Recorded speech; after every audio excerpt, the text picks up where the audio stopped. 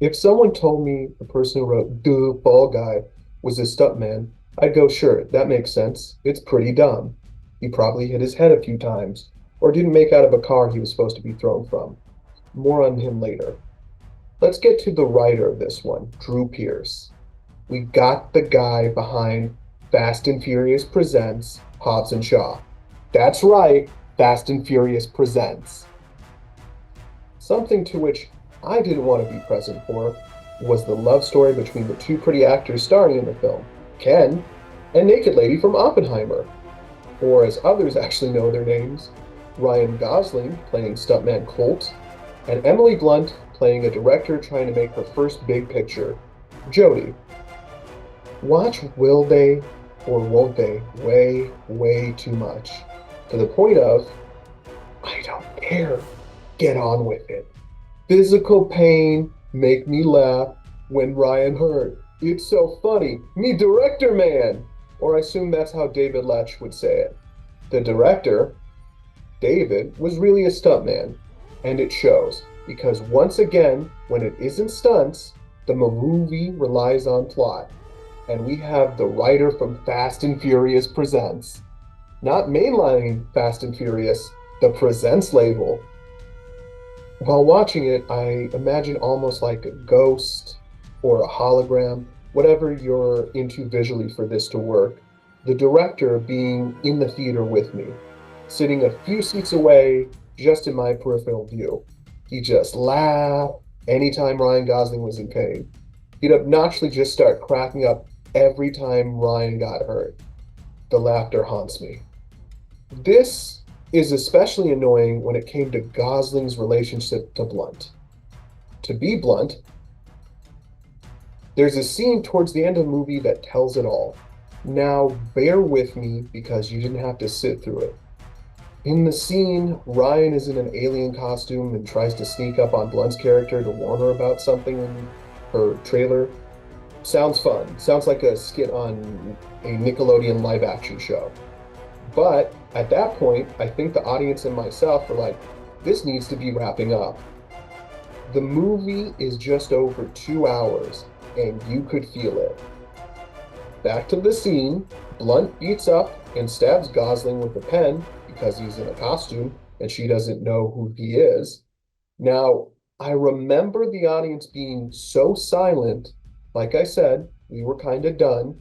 You couldn't hear anything but this awkward fight of grunts. No one laughing, no coughing or anything. But I swear I could hear director David Leitch just laughing his effing head off, just a few seats away. Now, this isn't a new type of movie. The Fall Guy is something seen decades ago, a movie directed by a former stuntman. Heck, we have them today with the John Wick series, but those are way better than this. What it's more like is Burt Reynolds' Cannonball Run. Run and those kind of films were made by a man named Hal Needham, also a former stuntman. And with a last name like Needham, you already have me. Spam, be my sponsor. Needham's Cannonball Run was also short on plot, but it made up for it with being insane and featuring a lot more cameos from different celebrities. Roger Moore as a Jewish James Bond, possibly the first American feature film for Jackie Chan, the Rat Pack, and TV and pop culture icons. I mean, for the time, that must have just been nuts to see such a dumb, dumb movie. The Fall Guy does not have that. Our stuntman, director David Letch, not as funny a last name as Needham, is trying to be more the sophisticated stuntman director around town. That means no boobs. Needham knew to put some T with that A. His movies are filthy with horny. This movie has action, but has the sexy of, I can't think of anything so sexless with two hot leads. If you're expecting some sexy femme fatales or sexy ladies, go to another movie. See Furiosa. That 80-year-old knows to put hot women into his films, even though his dick might have turned to dust. And let's get to the stuntman agenda. sort of like commies, but not really, or just any group that wants you to hear its voice. There's a whole underlying stuntman agenda. Ryan gets asked if there's an award for stuntmen at the Oscar. He goes, no. Now, this is true. It's the only group who works on major films that doesn't have a category other than maybe catering. And I agree. They should give the stuntmen their own award category. And also, who cares? It didn't further the plot or have anything that affected it. You could have used that time on the next part to show off their brotherhood, stunt teaminess. There's also a whole third act stuntman working together slash army bit that doesn't feel earned because we haven't really talked or done anything with the stuntmen. Like, can't remember any of their names.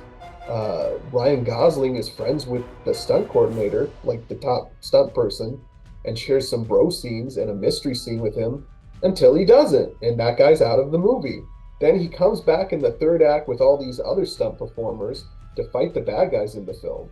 There's supposed to be some solidarity with the other stunt people, but the director forgot to give those stunt people lines or connections or motivation as to why they should help. Stuntman, I mean, duh, Fall Guy, is a way longer than needs to be romantic comedy mixed with an okay action movie. It's not the end of the world that it didn't do well. It's just not that much a spectacle to gawk at for 2 hours. Put in some cameos to keep people interested. Next time, add boobs.